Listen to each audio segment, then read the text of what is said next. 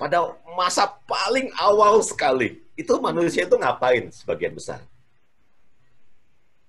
Ada yang tahu? Mungkin unmute bantu Baria.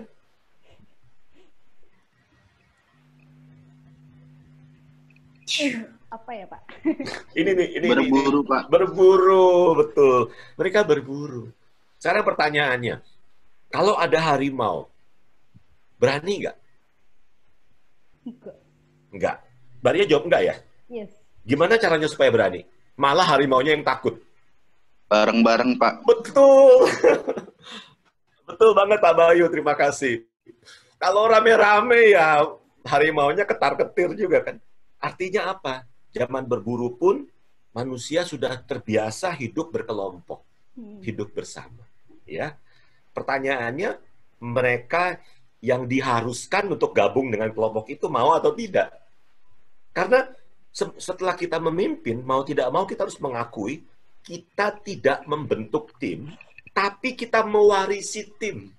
Yang sudah ada itu kita pimpin gitu. Ya kalau misalnya Mission Impossible ya teng ya. Itu kan memilih kan. Dia dikasih kesempatan, oh saya mau yang ini, saya mau dia. Mewarisi tim dengan segala tabiat yang ada di situ, kita harus punya PR gitu. Kita harus mengambil hatinya dulu kan.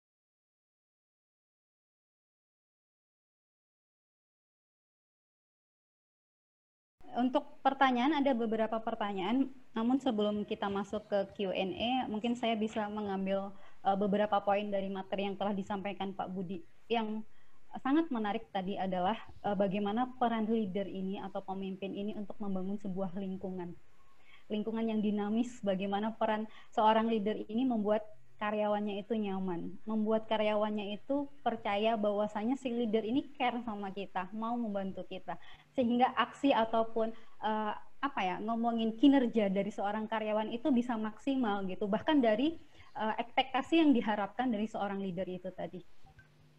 Oke, ada beberapa, sebelum kita masuk ke beberapa pertanyaan, di sini akan saya sampaikan dulu ke Bapak Ibu bahwasanya pertanyaan bisa diajukan ke Pak Budi maupun ke Pak Andran dari materi yang sudah disampaikan beliau tadi.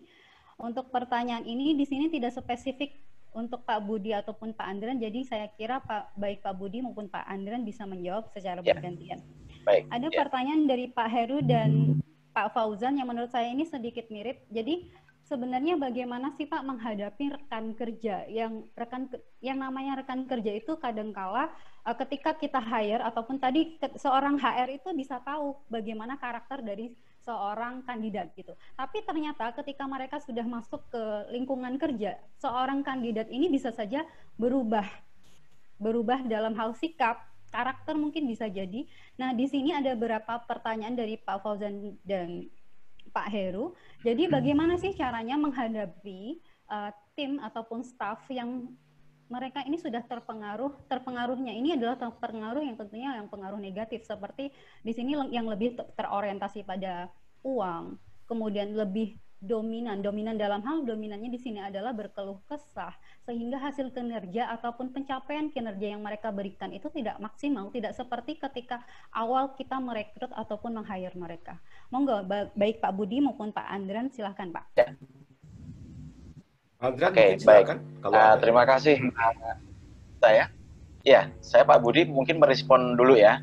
Ya, suara masih bagus? Bagus. Jelas. Oke, baik ya. Oke, jadi tadi saat Pak Budi memaparkan, saya juga sudah scroll up di chatting ya. Saya membaca ada pertanyaan dari beliau adalah Bapak Heru Sudarsono dan juga Bapak Fauzan ya, Ferdiansyah ya. Ini tadi disampaikan oleh Mbak Ria juga mirip-mirip. Nah, saya akan coba merespon dari pertanyaan ini, tetapi saya akan ambil dari pengalaman saya. Ini percis sekali. Jadi tadi ketika saya baca ini saya sudah terhubung ketika saya berpengalaman masuk di perusahaan retail waktu itu ya. Ada salah satu ini kalau saya gambarkan, jadi di dalam satu divisi begitu yang sebelumnya itu timnya solid begitu ya. Kemudian kinerja timnya itu bahkan di departemen ini paling bagus di antara departemen lain gitu ya. Tetapi berjalannya waktu ternyata ada semacam selimut musuh dalam selimut begitu ya. Setelah diidentifikasi banyak karyawan resign kemudian mengadu bahwa di divisi saya, di departemen saya ada provokator loh Pak gitu. Ya, tetapi itu waktu itu masih embrio gitu ya. Nah, saya berpengalaman di HR ya bahwa ketika laporan seperti itu begitu masuk ke telinga saya, yang saya panggil duluan siapa? Mbak Ria. Si provokator itu, mohon maaf ya, saya istilahnya provokator, sebenarnya bukan provokator, tapi dia itu memang sering memprovokasi gitu ya, selalu tidak puas gitu ya, bahkan performanya juga menurun gitu ya, bahkan dia bisa mempengaruhi minoritas dari tim di divisi di situ bisa mengikuti dia gitu. Jadi ketika masuk ke telinga saya, yang saya panggil siapa? Saya manggil bukan orangnya itu, tetapi adalah direct supervisornya atau direct leadernya. Leader. Betul, ya saya panggil, saya konseling, saya mintain data dulu. Bener nggak sih si A ini sudah mulai memprovokasi timnya gitu ya. Bahkan kalau saya lihat absensinya, ya setelah saya mendapatkan data itu, saya melihat absensinya, sebenarnya absensinya itu bagus. Ya, anak yang katakanlah yang disampaikan oleh Pak Heru dan Pak Fauzan ini ya, katakanlah si provokator ini, secara absensinya kehadiran bagus gitu ya. Tetapi dalam attitude-nya keseharian itu benar-benar membuat tim yang lain itu bahkan takut gitu ya. Dan kebetulan anak ini secara postur tinggi besar begitu ya, tinggi besar itu galak begitu ya. Dan sebetulnya orang ini bukan orang lama gitu, malah justru orang baru yang tapi middle lah ya, tidak terlalu baru sekali gitu. Nah, saya memanggil leadernya langsung Ibu. Ya, saya gali. Jadi kenapa? Sampai itu saya kasih deadline 1 bulan. Tolong di counseling, di coaching. Jadi root problemnya seperti apa ya, akar permasalahannya seperti apa. Nah, saya di HR juga nggak diem. Kalau saya lebih mengkonseling ke tim yang lain itu tadi, terutama yang sudah terprovokasi. Kalau yang lain kan biasa-biasa saja gitu ya. Bahkan ada juga yang tim memang tidak menyukai dengan si provokator ini gitu ya, tim yang membuat resign ya. Mengeluh gitu ya, mengeluh mengenai fasilitas kerja, mengeluh penghasilan gitu ya. Oke, singkat cerita setelah saya 1 bulan mendapatkan summary daripada laporannya, akhirnya terakhir itu baru saya memanggil yang bersangkutan. Ya, biasanya kalau dalam divisi itu paling ada 1 atau 2 orang. Dan dia biasanya juga bersindikat begitu ya. Saya panggil yang bersangkutan. Duduk di kantor saya, ya pintu saya tutup. Nah, seperti yang Pak Budi sampaikan tadi, ya saya selalu juga ngajak ngobrol itu rileks gitu ya. Jadi kesannya bukan seperti stone killer begitu, gitu ya. Karena ada karyawan kalau sudah dipanggil HRD itu, wah ini saya mau diapain gitu ya. Gitu ya. Yang pertama saya sampaikan ketika dia duduk apa? Saya ajak salaman. Ya, saya ajak salaman. Saya puji prestasinya. Ya, walaupun orang itu katakanlah ya menjadi momok di tim di situ ya. Tapi saya yakin anak itu pasti punya kelebihan. Betul nggak Mbak Ria ya? Pasti punya strength. Itulah yang saya sampaikan pertama. Saya puji. Ya, Anda bagus loh. Absensi Anda bagus loh. Absensi saya aja nggak sebagus kamu, bahkan saya bilang begitu. Gitu ya, pura-pura skenario-nya seperti itu. Leader kamu juga nggak sebagus itu, gitu. Kamu bagus itu. Dari situlah dia akan terbuka hatinya untuk menyampaikan apa yang dia inginkan sebetulnya. Tapi ini sekali lagi pengalaman saya ya.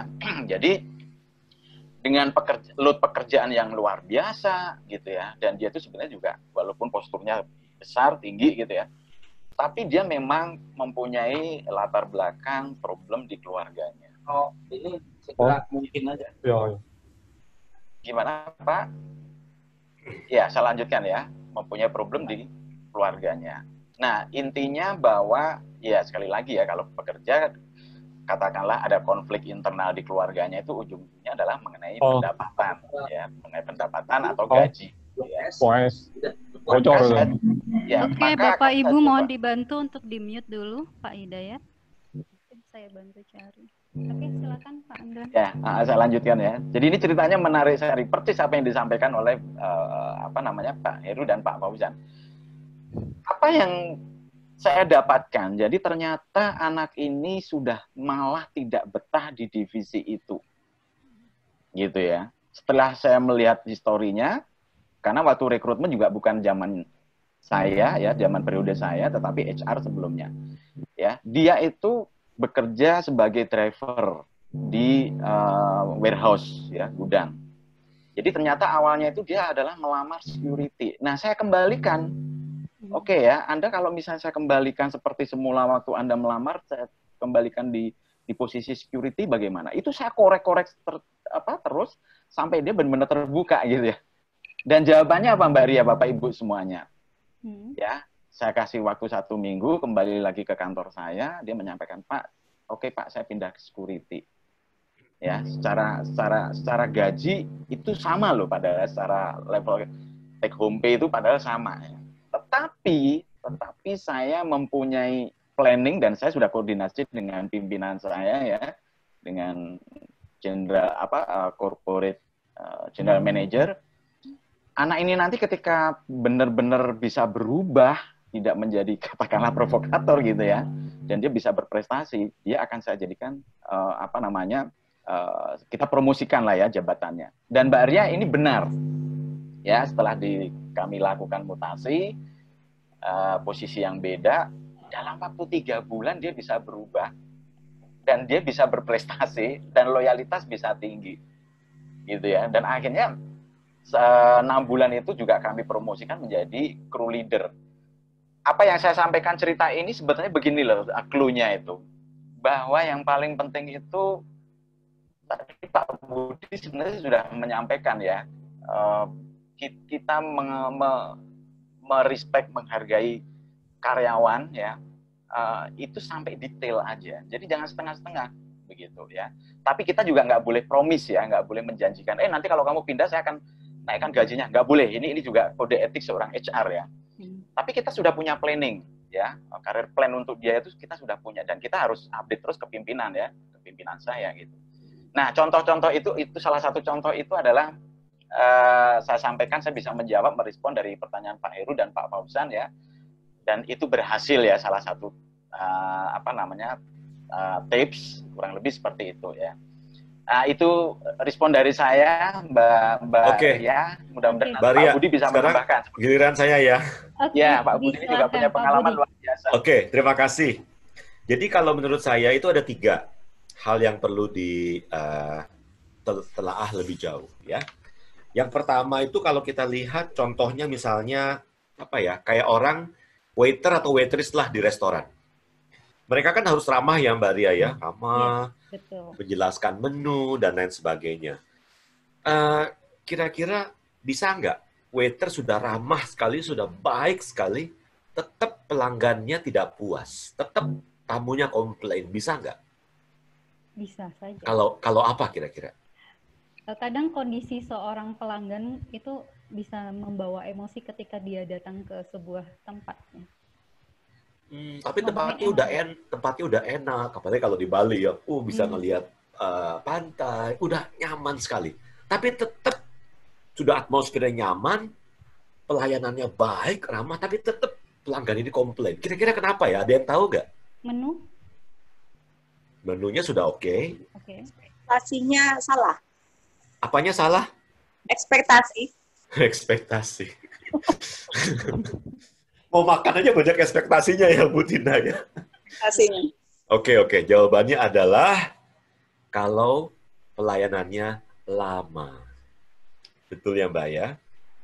Sekarang pelayanan cepat itu menjadi prioritas. Kita aja loh, ngirim WA itu sudah, kita langsung pengen dibaca, pengen langsung dibales kan.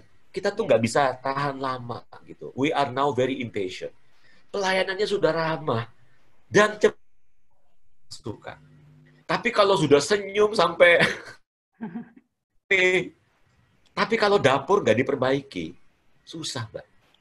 Artinya apa? Yang pertama, sistem. Ya, jangan-jangan kita sudah baik seperti sebaik apapun, tapi sistemnya sudah hancur. Saya dan Pak Andran tahu benar sistem yang kurang ideal ketika misalnya perusahaan keluarga membesar, ketika besar mentalitasnya tetap keluarga. Artinya apa? Artinya apa? Para manajer ini, para supervisor bahkan bisa langsung ke owner. Kasihan GM-nya kan, kayak nggak dianggap gitu. Apakah terus masalahnya sistem, Mbak. Sistemnya itu tidak dibangun dengan baik, ya.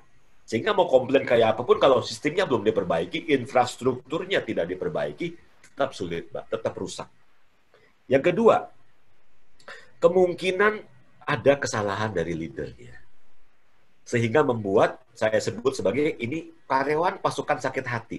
Kemungkinan salah leadernya juga, ya. Karena gini loh, bisa jadi leadernya sempat berjanji, sempat mengatakan sesuatu.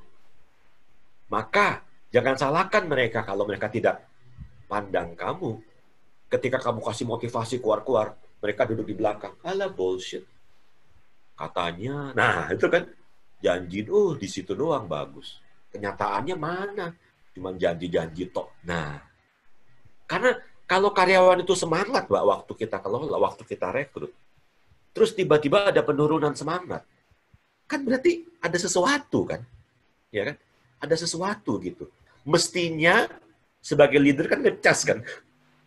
Karyawan itu kalau memble, karyawan itu kalau mereka tidak bersemangat, ya namanya juga karyawan, wajar. Kita ini loh sebagai leader harus ngecas mereka. They look to the leader, mereka jadi semangat. Jangan sampai kebalikannya. Mereka yang semangat, begitu ngeliat leader, alah, dia lagi males deh. Gitu. Jadi jangan-jangan leader ini ada peran kesalahannya di situ. Ya. Nah, yang ketiga ini masalah meaning, masalah arti. Ya. Jadi gini teman-teman, kadang-kadang what you want is not what you want. Memang sih kalau kita survei, kamu mau apa? Apa ekspektasi kamu dalam pekerjaan ini? Mungkin mereka akan cantumkan tanpa malu-malu uang nomor 1. It's okay. Tapi kenyataannya uang tidak selalu nomor 1, Mbak Ria. Ada loh orang yang gajinya. Kenapa? Bosnya kejam. Ya. Ada loh orang yang pindah. Saya salah satu contohnya. Saya pindah ke satu perusahaan yang, waduh, silau. Pertama-tama Mbak Ria, saya kagum gitu ya. Begitu saya direkrut, saya kaget. Kok kayak begini? Akhirnya saya kapok. Kayak terakhir apa, Mbak? Kabur. Jadi kalau sudah sampai di sana, sudah geleng-geleng kepala, mulai dari kagum, kaget, kapok. Akhirnya kalau ada kesempatan kabur. Cuman setor mukanya doang, Mbak. Tapi hati dan pikirannya udah gak di situ, Mbak. Kalau kita sebagai leader rekrut karyawan kayak gitu kan rugi kita. Kita cuma dapat 5/10, cuma dapat separohnya gitu, karena rohnya udah nggak di situ. Nah, kadang-kadang yang orang inginkan itu tidak di situ, Mbak. Ya, mereka bilang sih terang-terangan maunya uang, tapi sebenarnya ada sebuah nuansa emotional need yang tidak diutarakan. Itu adalah, yaitu tadi, kenyamanan dengan leadernya. Kenyamanan dengan timnya yang merasa bahwa ini adalah keluarga saya. Saya bisa bebas berinovasi, berkomentar tanpa memakai topeng. Ya. This is me, this is who I am. Nah, yang kayak gitu kan harus dibangun. Saya pernah dengan Pak Andran waktu itu diminta untuk kasih sesi motivasi ke karyawan. Pak, kasih Pak, motivasi Pak. Oke, motivasi apa ini? Ya, pokoknya motivasi lah, Pak. Biar semangat, gitu kan. Begitu kita gali-gali gitu ya. Kita ngobrol ke outlet sana, outlet sini dengan Pak Andran. Ternyata, aduh, karyawan baru yang masuk itu nggak sampai 3 bulan sudah keluar, Mbak. HRD-nya akhirnya curhat sama kami. Ini kayak karyawan tuh apa metik apa. Ini kan susah nyarinya. Semua perusahaan mau karyawan baru. Ini apa yang terjadi gitu, sampai kayak ternyata leadernya ya ampun nggak ngerti, Mbak. Otaknya itu tidak pernah belajar, Mbak. Tidak ngerti, ini kelola manusia, punya hati. Ini bukan mesin. Mereka tuh perlu dibelai, disentuh, diperhatikan, ditanya. Kalau kita ngomong sama orang lain, jangankan sama karyawan, kita ngomong sama manusia yang bernapas, selama itu manusia, kalau kita ngomong sama dia, Mbak Ria, ini prinsip saya. Perlakukan dia sebagai orang paling penting sejagat. Perlakukan dia paling penting, Mbak. Jangan matanya kemana-mana, jangan ngelihat jam, jangan ngelihat handphone. Pernah nggak, Mbak Ria, lagi asik-asik ngomong nih, temen ngomongnya Mbak Ria itu matanya kemana-mana gitu. Pernah ya? Pernah. Kira-kira merasa dimengerti nggak? Merasa dihargai nggak? Enggak. Itu dia, Mbak. Kalau kita pernah dibegitukan, jangan membegitukan orang. Ya, ketika kita bertanya sama tim member kita, how are you? Ya kita dengarkan jawabannya toh. Ya kan? Pak, kalau dia mulai cerita, curhat macam-macam, kita sibuk, ya ada caranya. Bilang begini, itu keren banget loh. Kayaknya aku mau rapat dulu. Nanti kita makan di kantin, terusin ceritanya ya. Gitu. Maka Mbak, di Four Seasons, di Ritz-Carlton, tempat-tempat hebat, itu GM-nya setiap 4 bulan sekali pakai baju bellboy jadi bellboy beneran. Kenapa? Supaya gali-gali, Mbak, apa yang sebenarnya terjadi. Omongan seperti apa yang terjadi di bawah. Bahkan ada satu televisi yang judulnya Undercover Boss. Undercover Boss. Bos-bos, owner, atau keluarga owner yang menyamar, Mbak. Supaya mereka turun ke lapangan untuk mencari tahu apa sih yang sebenarnya terjadi. Kenapa? Karena kesepakatan di pusat belum tentu kesepakatan di bawah. Ya kan? Policy di pusat belum tentu nyampe di cabang. Ternyata leadernya bukan dia, kayak tadi Pak Andre. Leadernya tuh si Anu loh, si provokator itu loh. Padahal dia cuma satpam loh. Gitu loh. Dan yang terakhir, tadi saya sudah kebanyakan ya. Yang terakhir mungkin kurangnya meaning, kurangnya arti. Dalam saya mau ngapain gitu ya. Kok ya kayak cuman cari uang doang gitu, kayak cuman tikus lari di labirin gitu ya. Kayak gak ada makna, Mbak. Makanya guru, kita sudah tahu, Mbak Ria guru, saya guru, Pak Andran guru. Guru itu kan kita sudah tahu, profesi yang paling miskin ya, ya gak ada uangnya. Kalau mau ada uangnya, bisnis sana. Tapi kenapa banyak orang terpanggil untuk jadi guru? Karena ada satu kenikmatan, Mbak, yang tidak bisa kita lukiskan dan tidak bisa dibayar dengan uang. Apa itu? Kalau dia jadi, kalau anak buah saya jadi, anak buah, murid saya jadi orang, saya loh punya peran. Saya loh membentuk karakternya.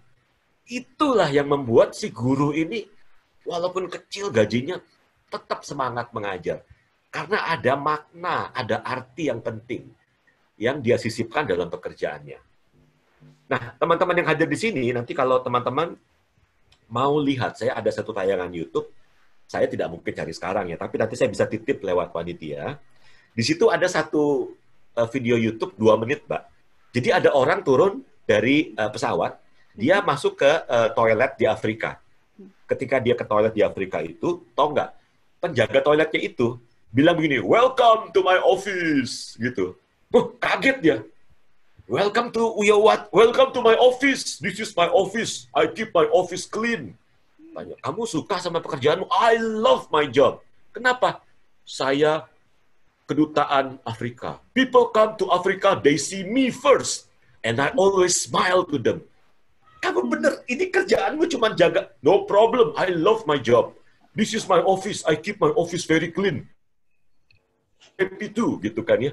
Ya ampun, tukang jaga toilet loh. Memberikan meaning, memberikan arti yang luar biasa pada pekerjaannya. Sehingga, every day is never boring. Kalau kita bisa attach meaning yang luar biasa pada makna pekerjaan kita. Apa meaning pekerjaan kita? Pekerjaan kita, teman-teman, adalah ibadat. Kalau kita di ajaran agama apapun, kita harus mencintai Tuhan, mencintai sesama. Maka dalam bekerja adalah prakteknya, laboratoriumnya. Ya kan, apapun yang kita lakukan, lakukanlah sebagai bentuk ibadat kepada Tuhan. Kita mempiutangkan Tuhan atas kerja keras kita. Sehingga kita tidak terlalu berharap pada manusia. Gitu, Mbak. Ya. Mungkin ini, ya, oke. Yang lain mungkin silakan mau menambahkan. Oke, Atau mungkin ini ya Pak, dari pertanyaan, ada satu pertanyaan lagi Pak. Namun sebelum memasuki pertanyaan kedua, mungkin saya ingin menyampaikan sedikit terkait dari pemaparan yang sudah disampaikan Pak Andren sama Pak Budi ya. Poin penting tadi yang saya tangkap dari Pak Andren itu ngomongin lingkungannya Pak. Lingkungan dan bagaimana sih seorang leader itu memperlakukan. Jadi kayak bagaimana sih manusia memanusiakan manusia. Jadi bagaimana manusia.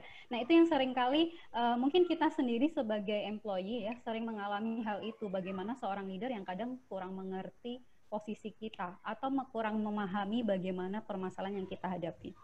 Poin penting yang saya tangkap kalau dari penyampaian Pak Budi, ini menarik sekali Pak, kaitannya sama sistem. Nah, kaitannya sama sistem ini mungkin akan terkait sama pertanyaan selanjutnya yang ditanyakan oleh Bu Febrini.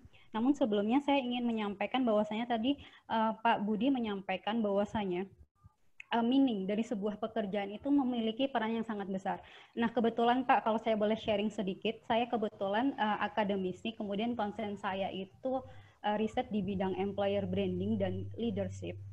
Nah, salah satu riset yang saya temukan, ini terkait sama jawaban Pak Budi dan Pak Andran, bahwasanya di sini bagaimana lingkungan yang baik itu menjadi salah satu poin yang sangat menarik, sangat diminati oleh para kandidat potensial. Tadi Pak Budi menyampaikan bahwasanya untuk mencari kandidat potensial itu sulit sekali loh. Bagaimana kita bisa meng-keep mereka untuk tetap stay di perusahaan kita gitu. Salah satunya kita harus membuat arti atas pekerjaan yang mereka kerjakan. Nah, ini juga banyak case Pak di perusahaan besar, bahkan lulusan luar negeri, kampus-kampus besar di luar negeri itu, mereka kembali ke Indonesia kerja di sebuah perusahaan, kemudian mereka memilih untuk keluar dari perusahaan itu. Nah, disebabkan karena apa? Masalah yang sering saya temui, bukan saya temui ya, mungkin dari hasil riset yang saya temukan, bahwasanya peran pemimpin di sini memiliki peranan yang sangat besar untuk membuat seorang karyawan itu memutuskan untuk tetap stay di perusahaan itu atau keluar. Itu salah satunya.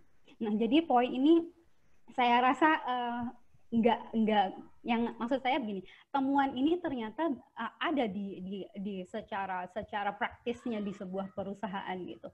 Kalau saya memang konsep yang mungkin saya kuasai adalah dari teoritis dan hasil riset ya Pak. Jadi di sini saya menemukan match-nya antara hasil riset yang saya lakukan dengan permasalahan yang ada di lapangan. Terima kasih Pak Budi dan Pak Andran atas sharingnya. Untuk pertanyaan selanjutnya, yang menarik ini Pak, kita ngomongin generasi milenial. Kita tahu bahwasannya saat ini generasi milenial itu menguasai pasar tenaga kerja. Mayoritas saat ini itu pangsa pasar tenaga kerja itu adalah generasi milenial. Pertanyaan dari Bu Febrini, jadi bagaimana sih kita menghandle tim dari generasi milenial ini gitu. Tentunya generasi milenial, generasi baby boomers ataupun generasi sebelumnya generasi X itu berbeda dengan generasi saat ini adalah generasi milenial, bahkan saat ini generasi Z sudah mulai masuk ke pangsa pasar tenaga kerja. Nah, di sini Bu Febrini mengalami mungkin memiliki pengalaman bahwasannya generasi milenial ini cenderung tidak detail, buru-buru. Intinya dari hasil kinerjanya itu kurang maksimal. Namun yang ingin saya kaitkan di sini mungkin Pak, boleh ya moderator bertanya sekalian nyambung pertanyaan Bu Febrini. Saya sendiri adalah generasi milenial gitu. Mungkin dari pengalaman dari sisi Bu Febrini dan saya sebagai employee, kalau tadi saya kaitannya sama leader, sama sistem, generasi milenial itu kalau secara teoritis adalah generasi-generasi yang harapan mereka itu pengen di-approve atau generasi-generasi yang pengen diperhatikan dari sisi personal development-nya.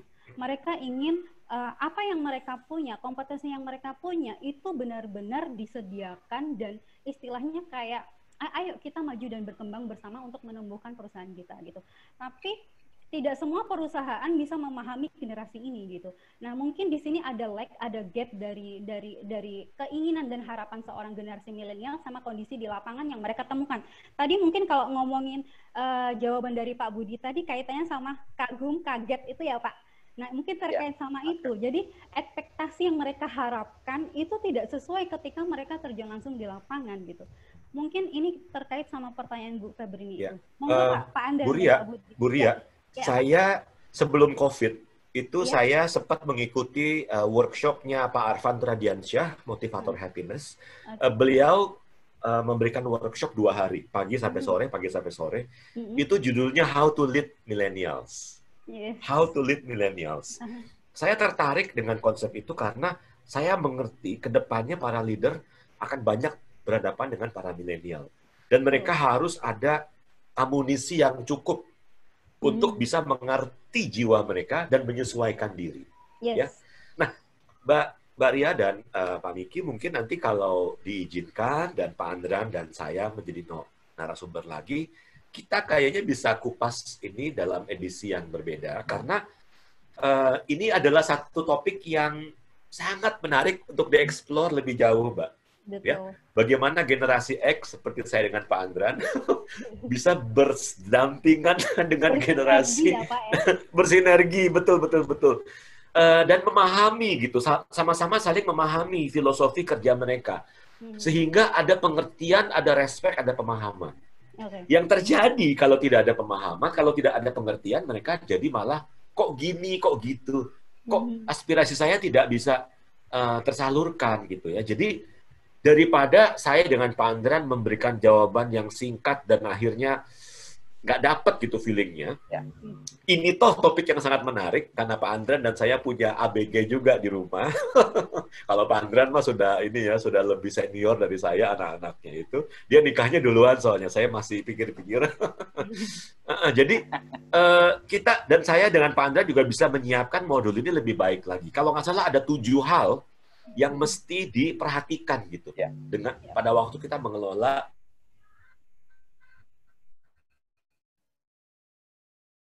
Ini sangat menarik sekali, Mbak. Itu 2 hari kami workshop itu dengan Pak Arfan Radiansyah itu keren banget gitu. Saya juga bisa membuat kayak semacam PDF-nya gitu, saya buat ringkasannya gitu ya. Nanti saya kirim ke Ria untuk kemudian dibagikan ke teman-teman di HR Wiki gitu ya, untuk sebagai modul pegangannya lah gitu, supaya nggak totally blank gitu ya.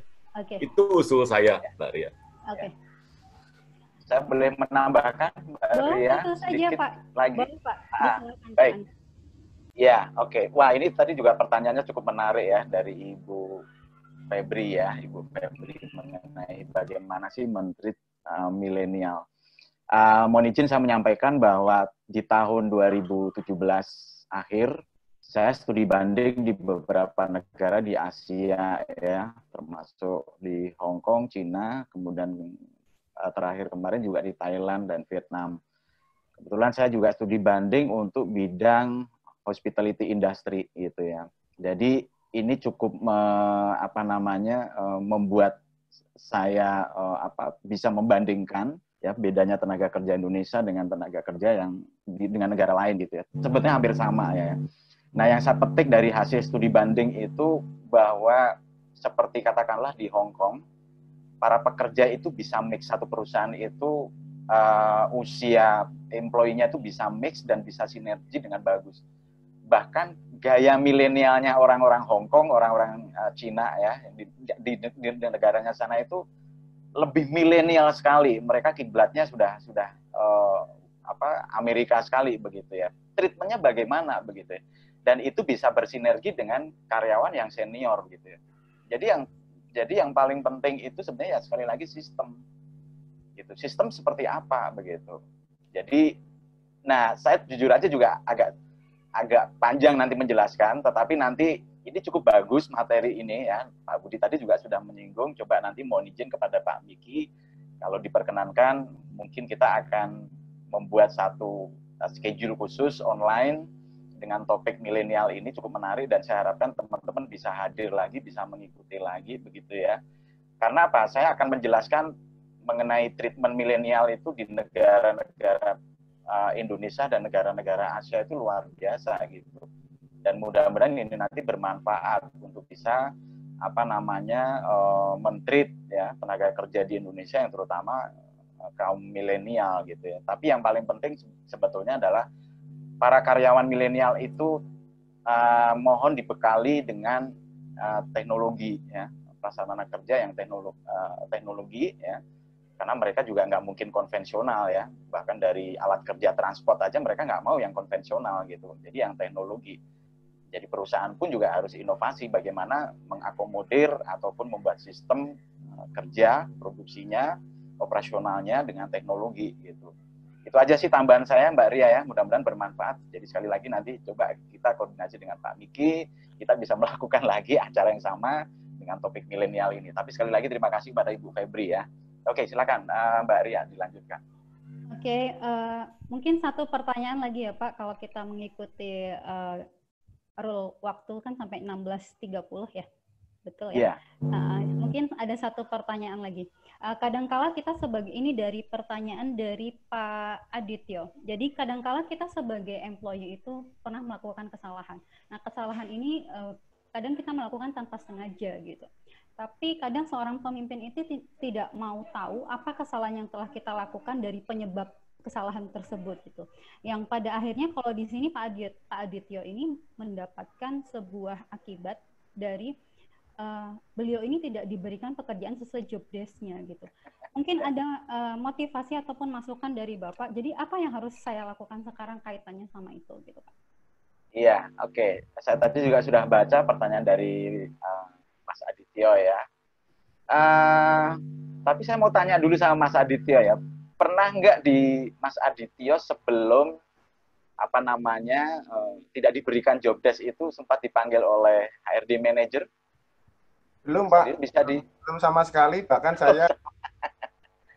saya WA dan email ke mereka, beliau-beliau itu agar saya diberikan sesuatu yang mungkin bisa saya bantu atau sesuai dengan ilmu saya gitu. Tapi sampai sekarang suruh menunggu dan ya sekarang ini ya ikut ya webinar ini aja. Baik. Baik, makasih Mas Adit. Ini kalau boleh saya sarankan ya, karena begini ya, kalau emosi ketemu emosi itu akan pecah, ya maka emosi harus ketemu non emosi. Kalau menurut saya ya sudah, kalau Mas Adityo bisa mengikuti saran saya, tahan emosi ya, datang aja ke kantor, temuin dengan niat baik bahwa saya kembalikan lagi ke Mas Adit ya, bahwa niat baik Mas Adit untuk bisa merubah.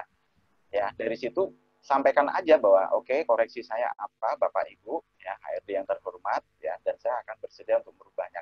Saya yakin dari pihak manajemen atau HRD akan terbuka menyampaikan gitu ya Pak Budi ya, karena dengan kita kembalikan ke diri sendiri gitu ya. Kalau kita selalu menyalahkan institusi atau manajemen juga ada yang memang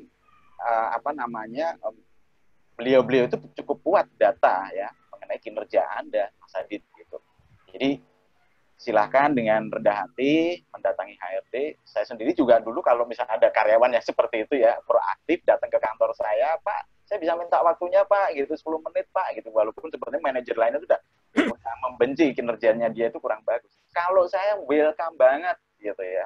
Mari silahkan yuk diskusi gitu ya. Jadi hati saya itu sudah sama pikiran itu sudah netral banget gitu ya.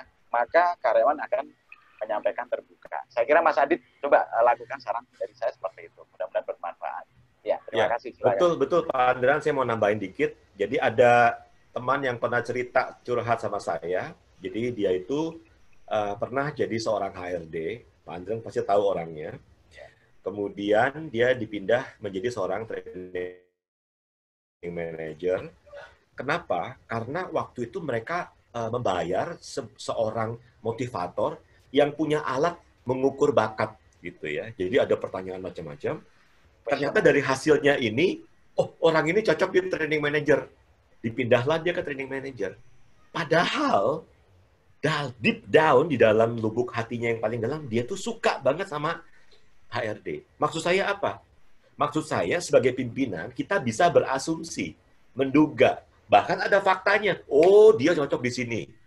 Padahal belum tentu. Gitu. Emangnya lu siapa? Gitu ya. Kadang-kadang orang tua aja nggak begitu ngerti bakat anaknya seperti apa. Nah, saya dapat satu masukan bagus dari Brian Tracy ya. Dia bilang gini, ini hukum Pareto, 20% menghasilkan 80%. Jadi gini, kamu jangan GR duluan, katanya Brian Tracy. Coba, kamu tulis semua pekerjaanmu, semua tanggung jawabmu, ya, yang kamu pikir itu tanggung jawabmu, lalu kamu bawakan ke pimpinanmu. Lalu kamu tanya, Bro, jangan bro kali ya, Pak. Masa sama pimpinan bro, sorry. Bahasa saya kacau ini. Pak, menurut saya, Pak, nah itu dia. Menurut saya, ini adalah prioritas pekerjaan saya, Pak. Dari mulai yang saya anggap paling penting sampai yang paling bawah. You'll be surprised. Kadang-kadang kita nggak nyangka gitu, pimpinan kita bisa bilang, oh enggak. Justru yang ini yang lebih penting. Yang ini, sekarang baru kita mulai saling paham gitu. Oh ternyata ekspektasi pimpinan itu begini tuh. Lah sedangkan saya berpikir begini, kan nggak nyambung akhirnya.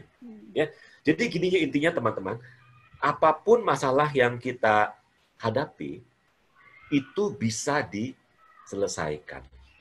Kalau kedua belah pihak memiliki keinginan untuk mencari jalan keluar. Karena kalau orang sudah berani ngomong, itu sudah tanda bahwa dia nyaman dengan situasi kondisi seperti kura-kura itu. Coba kita lihat pelanggan. Pelanggan itu lari loh. Dia tidak pernah ngomong kenapa dia pindah ke merek lain. Kenapa dia pindah ke akomodasi lain.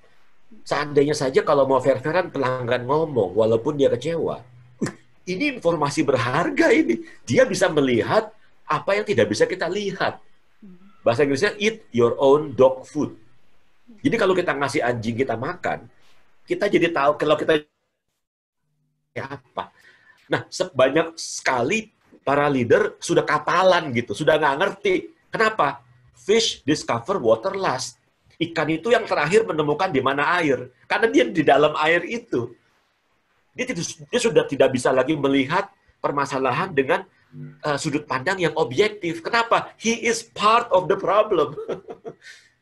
Makanya butuh orang luar yang bisa melihat. Gitu ya. Maka tidak ada hal-hal yang tidak bisa dipecahkan kalau saja leader terbuka untuk membangun komunikasi yang lebih intim dan lebih akrab gitu. Oke. Terima kasih sekali Pak Andran dan Pak Budi atas jawaban yang telah diberikan. Mbak Ria, nanti saya boleh kasih closing statement ya? Boleh. Tentu Oke. saja boleh Pak. Siap. Ini kalau dilihat dari pertanyaan sudah habis. Tapi tadi Pak, saya rasa memang di dunia ini tidak ada yang kebetulannya. Saya kemarin baru beres-beres buku, dan salah satu buku yang saya beresin itu buku yang tadi Bapak sampaikan, yaitu Brain Tracy. Jadi saya tersentil, sepertinya saya harus baca lagi ya Pak ya. Oke, silakan Pak Budi untuk closing statement-nya. Oh, langsung closing statement. Silakan, The power of asking ya, oke. Yeah. Oke, jadi gini, kalau kita ke gym 5 jam, Pak Andran suka ke gym tuh ya, 5 jam, apakah besoknya otot kita besar? Enggak, malah pegel, ya enggak. Artinya apa? Kalau kita ke gym sekali-sekali, nggak akan membentuk otot kita.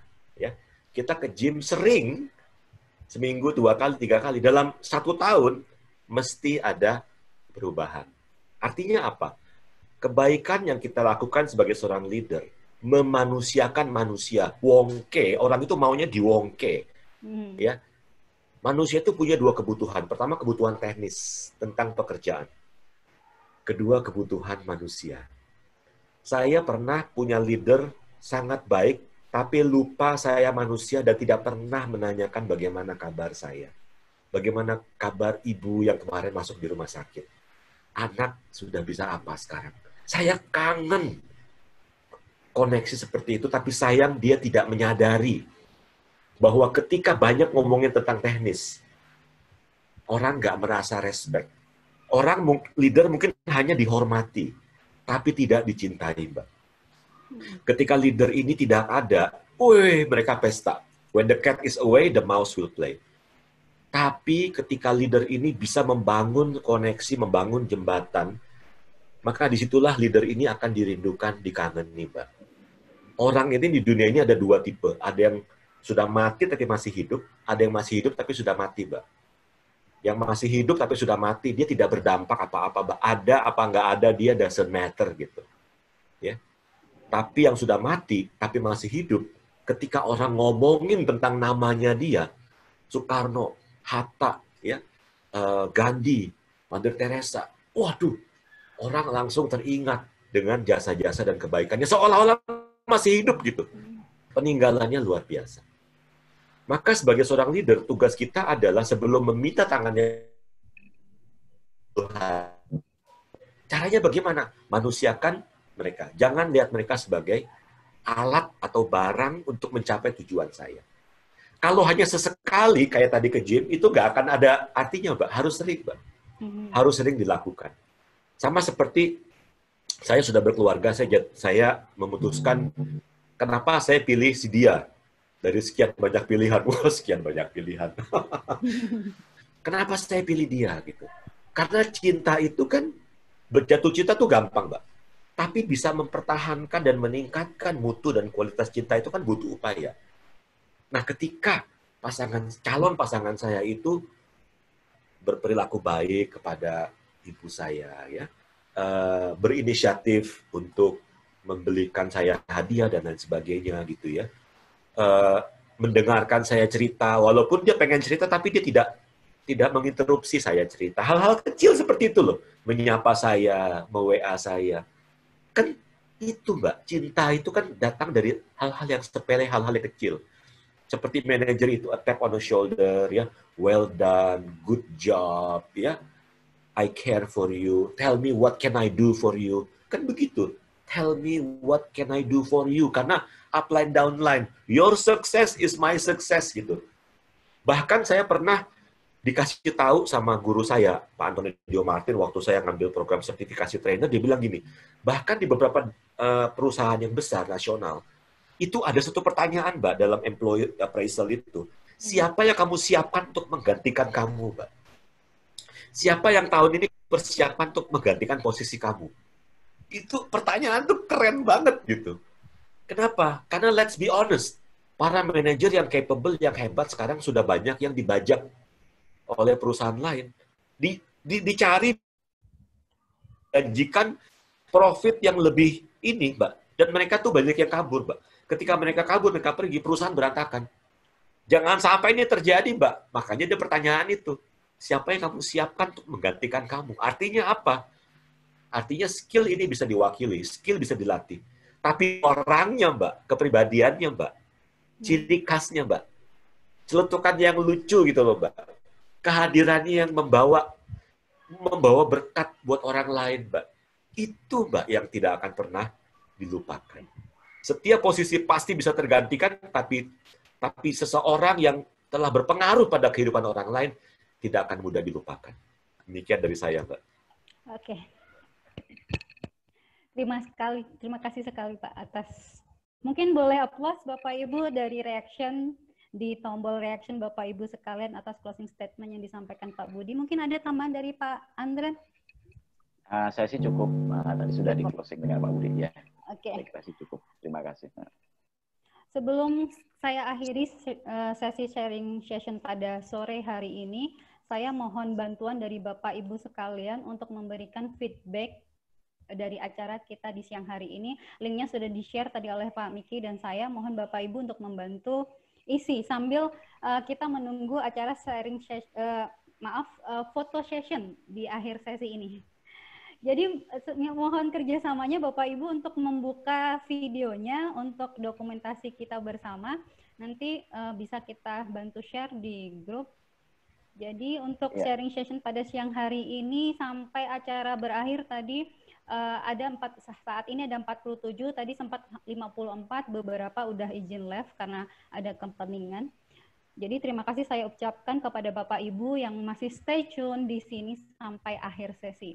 Untuk sesi terakhir ini kita photo session, mohon dibantu. Oke, untuk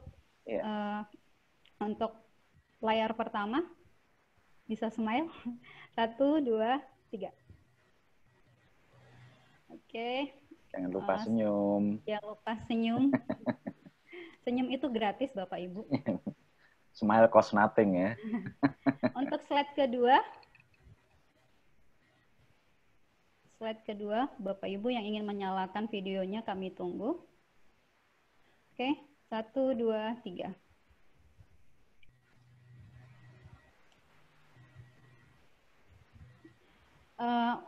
Mohon dibantu untuk feedbacknya Bapak Ibu, mungkin untuk di-copy dulu. Sebelumnya saya ucapkan terima kasih kepada narasumber hebat kita. Beliau adalah Pak Andran dan Pak Budi. Dan terima kasih kepada Pak Miki atas kesempatannya dan kepercayaannya. Ini adalah kali kedua saya menjadi moderator di HR Wikipedia. Mohon maaf atas kesalahan dan kekurangannya. Mohon maaf kalau lidah kadang-kadang sedikit kesleo ya Bapak Ibu. Lidah memang tak betulang loh Lia ya. Iya betul ya Pak ya. Lidah tak bertulang ya. Lidah tak betulang yang bikin kesleo itulah ya Pak jadinya ya. Oke, terima kasih Bapak Ibu sekalian. Terima kasih masih stay tune sampai di jam ini. Oh ya Baria, ini Ya, kan betul. recording nih. Kira-kira apakah recordingnya tersedia untuk ditonton ulang gitu, siaran ulangan? Ada ya Oh, Pak Miki. Nanti di-share di YouTube dan di akun medianya HR Wiki ya. Betul ya Pak Miki ya? Oke. Ini biasanya nanti kita akan upload di YouTube-nya HR Wiki. Ya. Oke. Ya. Baik. Kalian Jadi, kalau bisa ikuti upload video baru, silakan di like dan di subscribe ya. Terima kasih. Oke, teman-teman dan Bapak Ibu semua bantu HR Wiki untuk semakin maju dan sukses lagi dengan cara subscribe ya. Jadi beliau ini saya baru belum lama semenjak COVID memang HR Wiki aktif ya Pak. Kebetulan saya diberikan kesempatan beberapa kali untuk menjadi moderator, dan ini kalau menurut saya sebuah kesempatan dan peluang yang sangat baik untuk kita manfaatkan. Benar tadi kata Pak Budi, kita harus bisa menjadi seseorang yang bisa dimanfaatkan dan kita harus juga bisa memanfaatkan apa yang ada di depan kita. Itu closing statement dari saya. Terima kasih antusias dan partisipasinya Bapak Ibu. Wassalamualaikum warahmatullahi wabarakatuh. Selamat sore. Waalaikumsalam. Untuk feedback yang Bapak Ibu. Sore. Terima kasih. Salam, terima kasih. Ya, Terima kasih sama-sama. kembali Bapak Ibu. Terima kasih Pak Ren. Iya. thank you.